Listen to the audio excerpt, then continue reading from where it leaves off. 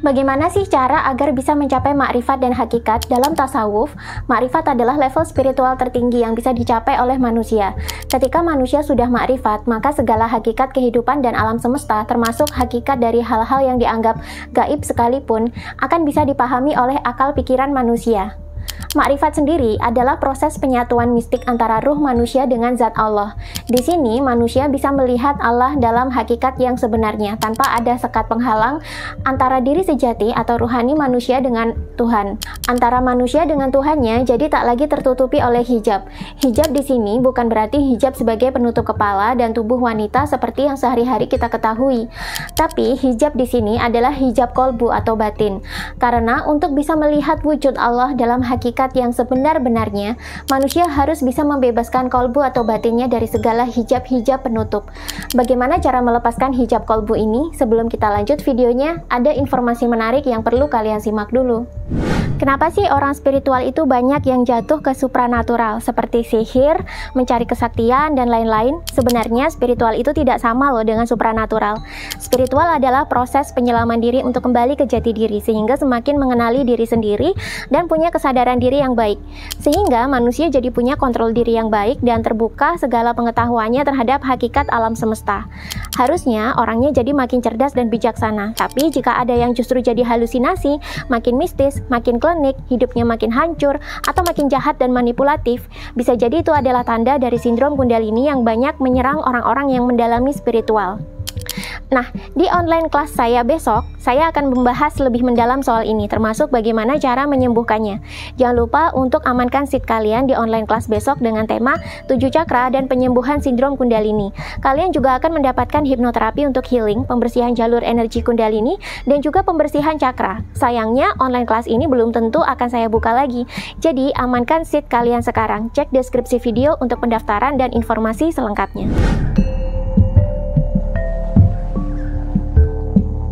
Dalam buku Rahasia Makrifat karya Syekh Izzuddin bin Abdul Salam ini dikisahkan, agar manusia bisa menyingkap segala hijab penutup kalbu ini dan mencapai makrifat atau hakikat, maka diperlukan kejernihan batin. Dan ternyata untuk menjernihkan batin ini ternyata tidak cukup kalau hanya melalui syariat saja. Tapi manusia juga harus melakukan yang namanya olah batin, atau kalau dalam bahasa milenial sekarang adalah inner work. Jadi, sholat, puasa, zakat, haji, dan mengucapkan kalimat syahadat saja itu tidaklah cukup. Tapi juga diperlukan kejernihan batin dalam kehidupan sehari-hari, barulah manusia bisa menjalani kehidupan spiritual dalam Islam. Dalam buku Rahasia Makrifat berikut ini dijelaskan bahwa sebenarnya proses untuk mencapai hakikat atau makrifat itu sebenarnya selaras dengan proses manusia dalam meningkatkan level kesadarannya.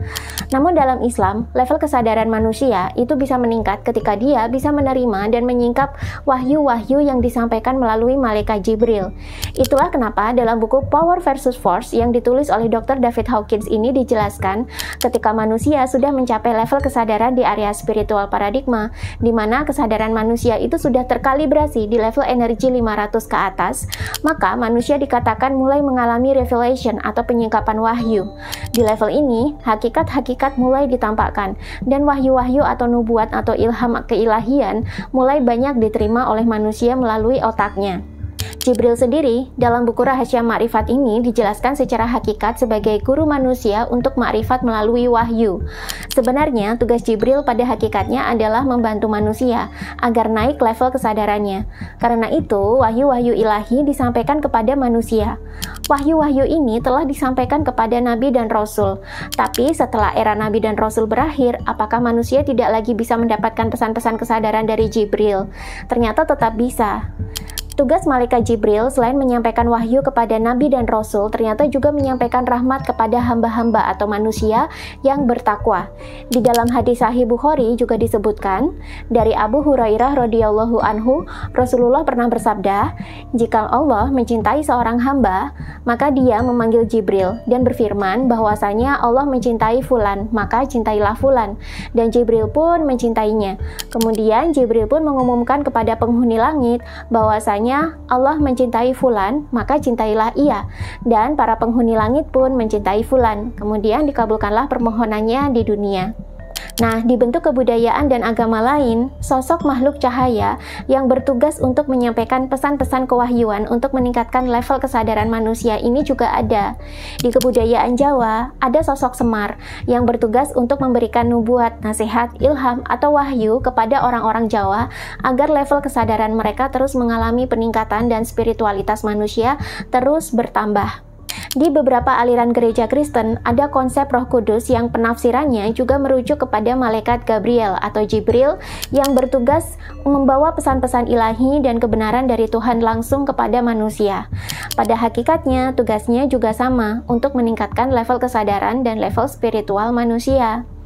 Kembali ke buku Rahasia Makrifat ini. Makrifat adalah suatu tahapan di mana ruh manusia itu bisa melihat, mengenal, bahkan mengalami zat Allah secara langsung. Cara manusia agar bisa mengenali Tuhan langsung pada zat adalah ketika manusia sudah hilang dari nama Tuhan, alias sudah terlepas dari kemelekatan akan identitas Tuhan. Jika manusia sudah bisa membebaskan diri dari kemelekatan terhadap Tuhan itu sendiri, maka secara alami manusia akan menemukan Allah. Ketika Allah memperkenalkan hakikatnya ke manusia, maka itu artinya derajat manusia telah diangkat oleh Tuhan di atas seluruh makhluknya. Karena itu, orang-orang bijak dan orang tua di tasawuf atau di kejawen sering mengatakan bahwa orang yang mampu mencapai hakikat atau makrifat itu adalah orang-orang pilihan. Sebab manusia tidak akan bisa sampai pada Allah kecuali dengan kuasa Allah itu sendiri. Banyak orang yang berusaha keras untuk mendekatkan diri kepada Tuhan. Mereka ibadah keras, mereka rutin ikut tarekat, tapi mereka gagal untuk mencapai hakikat atau makrifat itu sendiri. Karena memang tidak semua orang yang mengikuti tarekat itu bisa beruntung mencapai hakikat atau makrifat. Makanya mereka lantas disebut sebagai orang-orang pilihan. Dan ternyata menurut pengalaman para pelaku tasawuf itu sendiri, Tuhan baru akan menampakkan dirinya saat Tuhan sendiri yang menginginkan hambanya. Jika seorang hamba menginginkan Tuhan, justru Tuhan tidak akan menampakkan diri. Itulah kenapa kemelekatan dan hasrat terhadap Tuhan sendiri itu harus dilepaskan. Ini mirip sih seperti penjelasan dalam buku Power versus Force oleh Dr. David Hawkins berikut ini. Sebenarnya, fenomena makrifat ini adalah fenomena spiritual yang universal, yang juga bisa dialami oleh umat beragama lain, bahkan umat tak beragama sekalipun. Mau aliran agama apapun, mau agnostik sekalipun, mau kepercayaan lokal sekalipun, bahkan yang memproklamirkan diri sebagai orang ateis sekalipun, ketika manusia bisa melepaskan kemelekatan akan sesuatu yang ilahiyah atau Tuhan, justru di situ manusia akan mendapatkan pencerahan atau pengalaman kemanunggalan atau penyatuan mistik dengan Tuhan itu sendiri. Semakin diinginkan, malah semakin tidak bisa. Justru ketika keinginan dan hasrat tersebut dilepaskan, malah akan menyatu dengan Tuhan dengan sendirinya. Namun, bagi orang yang kesadarannya tidak cukup mumpuni, tentu orang-orang yang telah berhasil melepaskan kemelekatan terhadap Tuhan itu dikira ateis dan berdosa. Padahal sebenarnya ini adalah hal yang normal dan wajar dialami oleh para pejalan spiritual, apapun agama dan latar belakang budaya atau filosofi yang mereka tempuh. Tuhan akan menampakkan dirinya saat tidak dalam pandangan manusia. Tuhan akan menampakkan dirinya saat manusia berhenti bergantung kepada Tuhan dan hakikat Tuhan tak lagi memberikan pengaruh apa-apa bagi manusia. Manusia menjadi makhluk yang bebas, lepas, dan suwung atau mengalami ketenangan batin seperti medan nol saking tenangnya.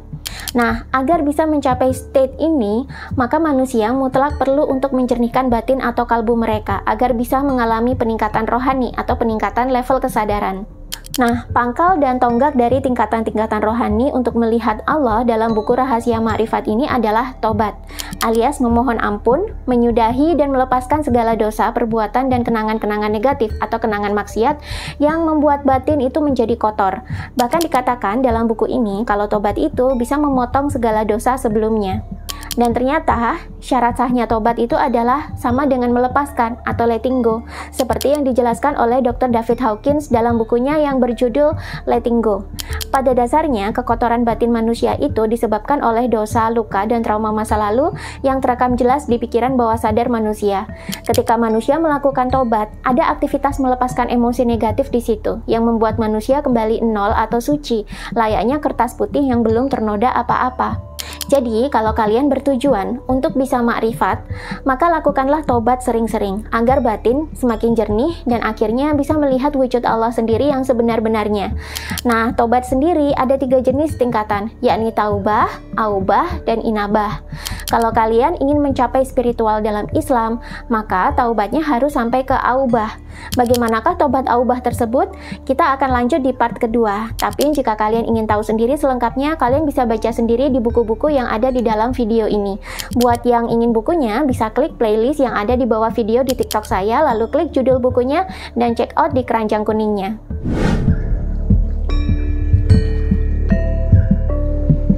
Dalam buku Rahasia Makrifat ini dijelaskan jika manusia ingin mencapai tingkat spiritual tertinggi dalam Islam, yakni hakikat atau makrifat, maka manusia mutlak perlu menjernihkan isi batinnya. Cara untuk menjernihkan isi batin ini adalah dengan melakukan tobat. Dikatakan tobat itu mampu memotong dosa-dosa terdahulu, tapi ternyata tobat itu sendiri ada tingkatannya loh, mulai dari taubah, aubah, dan inabah. Jika kalian ingin mencapai hakikat atau makrifat, maka tobatnya perlu sampai ke aubah. Awalannya adalah taubah, akhirnya adalah aubah, tengah-tengahnya adalah inabah. Apa sih perbedaan dari ketiganya? Taubah adalah jenis taubat yang dilakukan manusia awam karena takut akan hukuman, seperti takut dengan siksa neraka, takut terjadi hukuman timbal balik atau bertuai atau karma, atau takut dengan siksa kubur. Inabah adalah tobat yang dilakukan manusia karena mengharapkan pahala atau surga. Aubah adalah tobatnya orang-orang yang bertujuan untuk menjaga dan melaksanakan kehambaan atau untuk menjaga kemanusiaan semata, bukan karena berharap pahala atau takut akan neraka lagi. Taubah adalah tobat orang-orang Islam pada umumnya, terutama yang masih menjalankan Islam secara syariat. Sedangkan inabah adalah sifatnya para wali. Aubah adalah sifatnya para nabi. Kalau menurut skala kesadaran Hawkins berikut ini, yang banyak dibahas oleh Dr. David Hawkins dalam buku Power versus Force, maka taubat itu adalah tobatnya manusia yang masih berada di 3D level atau masih di ranah force. Sedangkan inabah adalah tobatnya orang-orang yang sudah di 4D level yang berada di level power. Sedangkan aubah adalah tobatnya orang-orang yang sudah berada di 5D level, bahkan 12D level, yang mana ini sudah masuk tobatnya orang-orang yang tercerahkan, yang menduduki puncak spiritual tertinggi dalam skala kesadaran Hawkins berikut ini. Kalau dari penjelasan Syekh Izzuddin bin Abdus Salam sendiri dalam buku Rahasia Makrifat ini dijelaskan bahwa tobatnya orang awam itu adalah tobat dari dosa, tobatnya orang khawas adalah dari kelalaian kolbu, dan tobatnya orang khawasul khawas adalah dari segala sesuatu selain Sang Kekasih atau Allah atau Tuhan. Orang yang khawasul khawas ini adalah orang-orang yang sudah hakikat atau makrifat. Bagi orang yang sudah makrifat, memandang pahala dan memperhatikan siksa, entah itu siksa kubur, entah itu siksa neraka, itu adalah aib bagi mereka. Karena mereka secara lahir dan secara batinnya itu sudah selaras menyembah Allah sepanjang waktu dan selalu melaksanakan penghambaan dalam setiap detik kehidupannya. Penghambaannya ini bagaimana sih? Ya, menjalankan fungsi manusia di bumi, yang menjalankan sifat-sifat kemanusiaan dan menjadi khalifah atau wakil Allah di bumi. Orang makrifat sudah tak lagi takut dengan siksa kubur atau siksa neraka, dan mereka juga tidak lagi mengharapkan pahala atau surga. Mereka hanya takut karena segan kepada Tuhan, dan harapan mereka muncul karena percaya kepadanya. Karena itulah, dalam buku ini juga dikatakan, sebaik-baiknya hamba Allah itu adalah orang yang syuhaib. Orang yang syuhaib itu tidak takut kepada Allah, namun juga tidak durhaka kepadanya. Sehingga dalam kehidupan orang yang sudah makrifat, maka hati, pikiran, dan tubuhnya itu menjadi sinkron. Bila hati dan pikiran atau batin itu menjadi ikhlas untuk taat, maka anggota tubuh atau lahirnya ini akan dipakai untuk ketaatan. Bila tubuh atau lahir itu berbuat taat, maka hati dan pikiran atau batin mereka akan menjadi khusyuk, jernih, dan bersih. Sehingga ruh manusia juga ikutan jernih dan semakin sadar akan kehadiran Tuhan yang terus-menerus ada dalam lahir dan batinnya. Dan sebenarnya ada ikatan rohani dan ikatan ruhani di antara jasad dan ruh atau diri sejati manusia. Jika ruhani manusia makin meningkat atau makin meningkat level kesadarannya, maka satu persatu hijab yang menghalangi manusia untuk melihat zat Allah itu akan terbuka, sampai nanti manusia benar-benar bisa melihat, merasakan, serta mendengarkan hakikat Tuhan yang sesungguhnya. Nanti ketika manusia sudah tercerahkan Tuhan atau makrifat. Cara agar batin manusia jernih dan bisa naik level kesadarannya adalah dengan melakukan tobat, yakni dengan menyadari kesalahan atau dosa yang pernah kita lakukan di masa lalu, menerimanya sebagai bagian dari diri kita, lalu memohon ampun kepada Tuhan, meminta maaf dan memaafkan diri sendiri, kemudian melepaskannya dan mengambil pelajaran penting dari kejadian-kejadian di masa lalu. Inilah yang disebut dengan tobat, yang juga selaras dengan proses letting go atau melepaskan yang diajarkan oleh Dr. David Hawkins dalam bukunya yang berjudul Letting Go. Selengkapnya, kalian bisa baca sendiri di buku-buku yang ada di dalam video. Untuk mendapatkan bukunya, kalian bisa klik playlist yang ada di bawah video di TikTok saya, lalu klik judul bukunya dan check out bukunya di keranjang kuning.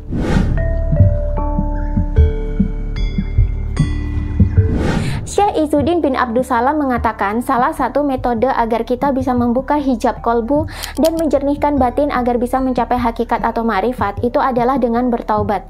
Tapi seperti apa sih bentuk dari hijab kolbu tersebut yang menjadi penghalang manusia dalam melihat Allah?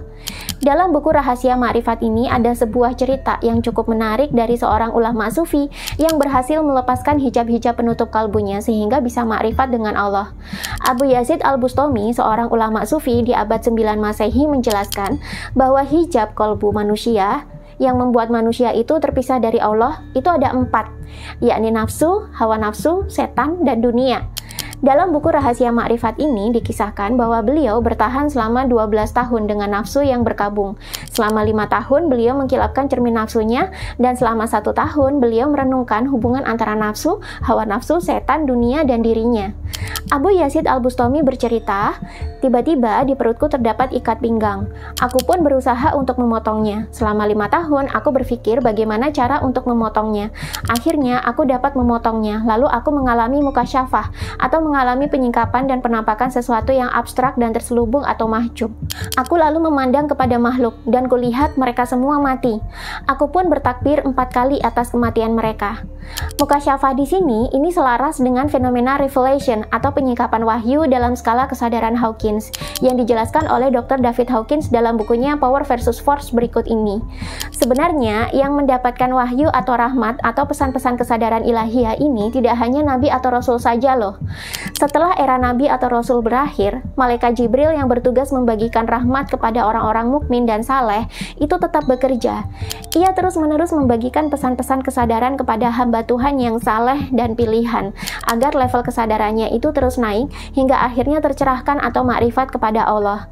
Nah, jika kalian seorang yang Islam dan sedang mendalami tasawuf, lalu akhir-akhir ini kalian seperti mendapatkan ilham-ilham pencerahan yang tiba-tiba masuk melalui kalbu atau intuisi, itu bisa jadi merupakan kinerja dari malaikat Jibril yang menyapa kalian dan sedang bekerja membantu kalian meningkatkan level kesadaran agar bisa semakin naik ruhaninya dan lebih dekat lagi kepada hakikat Sang Pencipta. Nah, kita kembali ke cerita Abu Yazid Al-Bustami.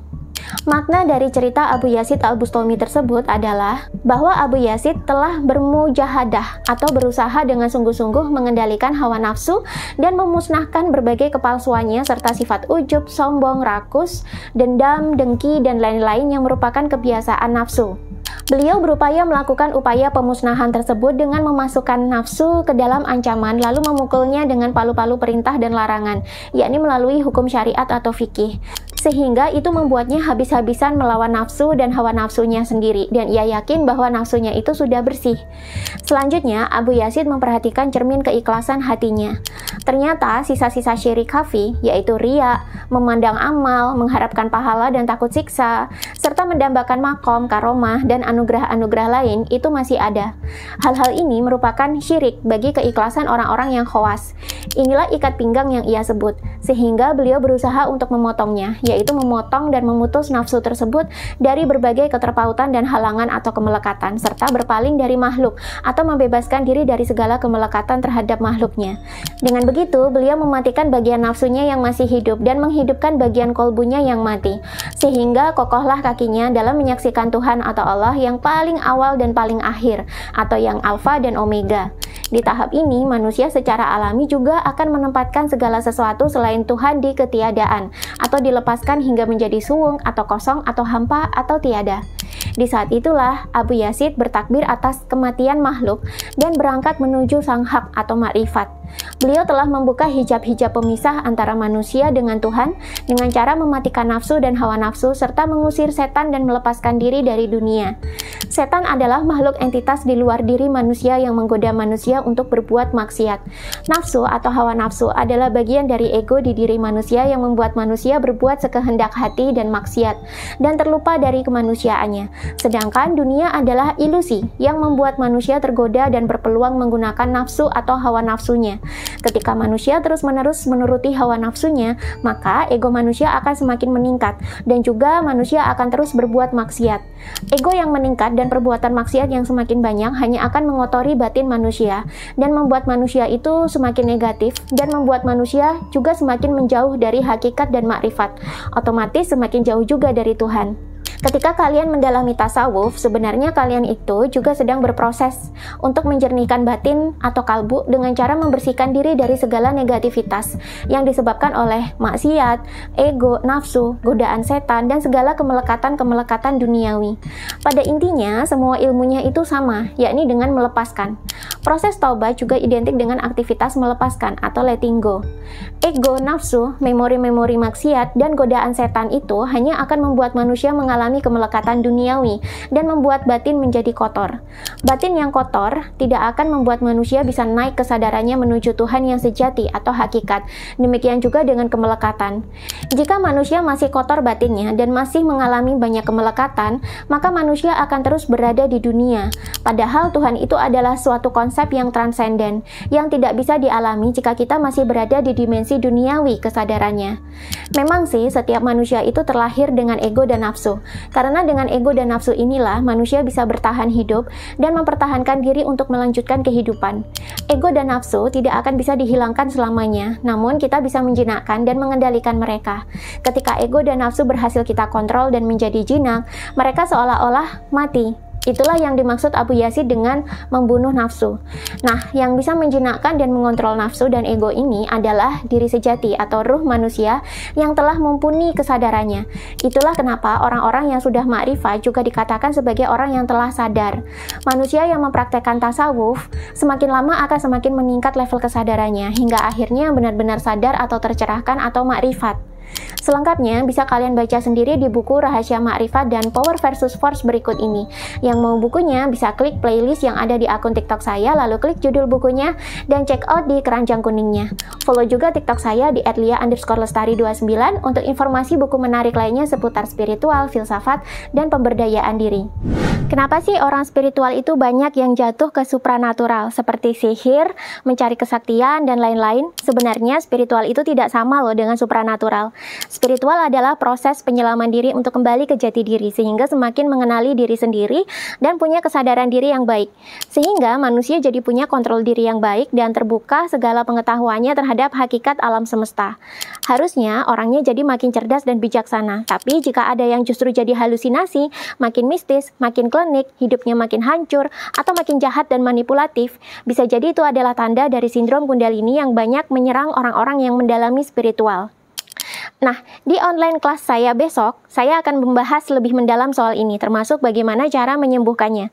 Jangan lupa untuk amankan seat kalian di online kelas besok dengan tema 7 cakra dan penyembuhan sindrom Kundalini. Kalian juga akan mendapatkan hipnoterapi untuk healing, pembersihan jalur energi Kundalini, dan juga pembersihan cakra. Sayangnya, online kelas ini belum tentu akan saya buka lagi. Jadi, amankan seat kalian sekarang. Cek deskripsi video untuk pendaftaran dan informasi selengkapnya.